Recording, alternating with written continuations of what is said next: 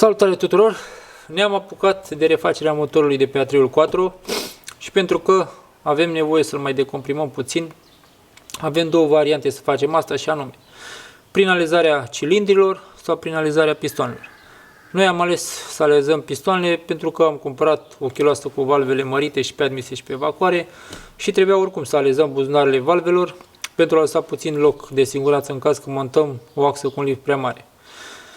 Pentru că nu am găsit pe cineva în zona noastră care să ne alizeze pistoanele la un CNC, iar în UK singurii care erau specializați în asta erau cei de la Darside. Ei ne-au zis că sunt foarte aglomerați și va dura cel puțin 2-3 săptămâni de când ajung la ei, plus transportul, deci nu aveam timp. Așa că astăzi vom risca un set de pistoane și vom încerca să vedem dacă reușim să le realizăm cu ce avem în garaj. Am făcut deja câteva probe, avem niște freze aici, sunt niște freze de lemn, merg în aluminiu foarte bine, nu e asta problema. Le-am modificat puțin, le-am tăiat pinul de centrare din mijloc, pentru că asta o să-l folosim pentru centrul pistonului. O să alezăm acest mijloc. Da? Și o să vedem ce iasă. Am făcut deja mai multe probe. Deja asta a fost prima încercare, care ne-a ieșit puțin mai ciudată. În partea asta a ieșit mai bine. Totuși ne apropiem. Nu este diferență enormă. A ieșit puțin greșit aici. Nu e asta problema. Astea sunt niște pistoane pe care nu le vom mai folosi. Oricum sunt pistoane mai vechi. Le-am avut să facem niște probe. Am mai făcut încă o probă aici, la o valvă, care a ieșit ceva mai bine. Și cred că este momentul să facem proba pe pistoanele mașinii. Ăștia sunt, avem 4 pistoane care sunt în stare destul de bună. Acum să vedem. Sper să iese ok și să facem un clip informativ destul de bun. Ok, am prins pistonul în menghină, am echilibrat freza și acum urmează să vedem ce o să iese.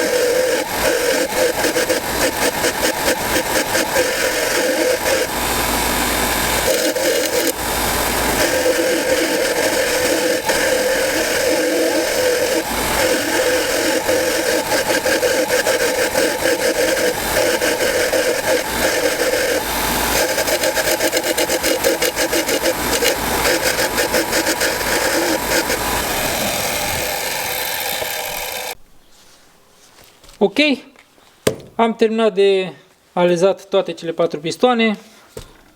Le-am șlefuit puțin să le curăț de mizerie la peria de sârmă de pe polizor.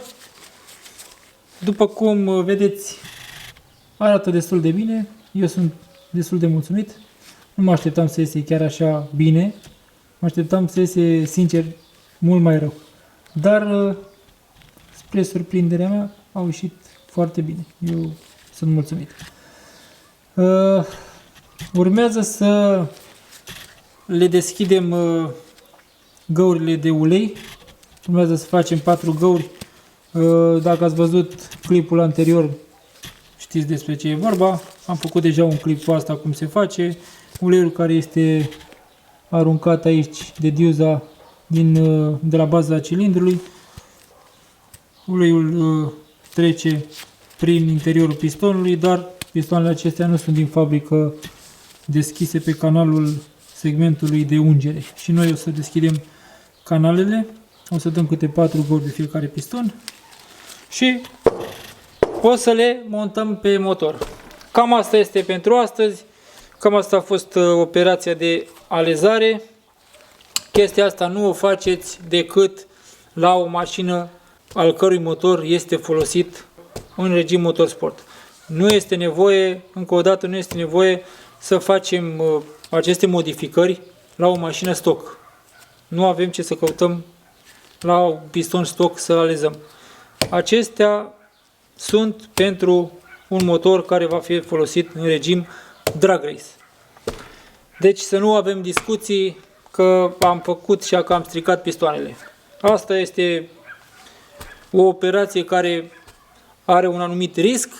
Îmi asum riscul că poate o să crape în 200 de kilometri, poate o să țină mai mult, dar prefer să risc și să încerc să scot cât mai mult din mașină. Cam asta este pentru astăzi. Asta a fost operația. Sper că v-a fost de ajutor într-un fel sau altul. Ne vedem la următorul videoclip, când o să începem asamblarea motorului. Până atunci,